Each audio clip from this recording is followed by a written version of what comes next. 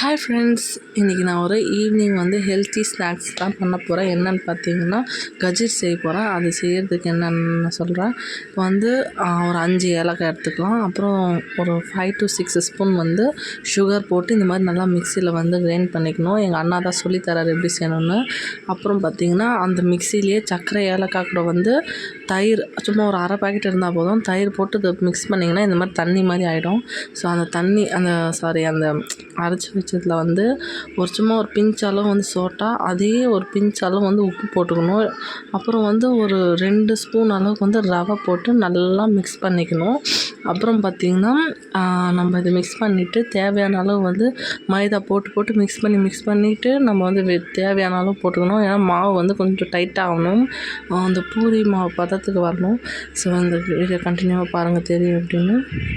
நான் மிக்ஸ் பண்ணும்போது தெரியும் பாருங்கள் இப்போ எவ்வளோ டைட்டாக இருக்குன்னு. ஃபஸ்ட் ரொம்ப லிக்விடாக இருந்துச்சு, இப்போ ரொம்ப டைட் ஆகுது. ஸோ இப்போ பாருங்கள்.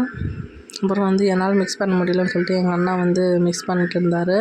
எங்கள் அண்ணாவுக்கு கொஞ்சம் ஹெல்ப் பண்ணிட்டு இருந்தார். நம்ம தனு மேடம் பார்த்திங்கன்னா சென்டரில் இந்த ட்ராயிங் இந்த மாவு பார்த்திங்கன்னா அந்த பூரி மாவு இருக்கும் இல்லைங்களா, ரொம்ப டைட்டாகவும் இருக்கக்கூடாது, அதே டைமில் ரொம்ப லூஸாகவும் இருக்கக்கூடாது. இது பாருங்கள் கையில் பிடிச்சி உருண்டை இந்த மாதிரி பிசைஞ்சிட்டு என்ன பண்ணணும், லைட்டாக ஒரு டீஸ்பூன் ஆயில் விட்டுட்டு மூடி வச்சிடணும். ஒரு 10 to 15 மினிட்ஸ் அதை அப்படியே விட்டு அதுக்கப்புறம் எண்ணெயில் போட்டு பார்க்கலாம். அப்புறம் ஒரு 15 மினிட்ஸ் ஆகிடுச்சு. இப்போ பார்த்திங்கன்னா எண்ணெய் லோ ஃப்ளேமில் வச்சு தான் பண்ணணும். ரொம்ப இது வச்சிங்கன்னா மேலெல்லாம் கோல்டன் கலரில் ஆகிடும், ஆனால் உள்ளே வெந்திருக்காது.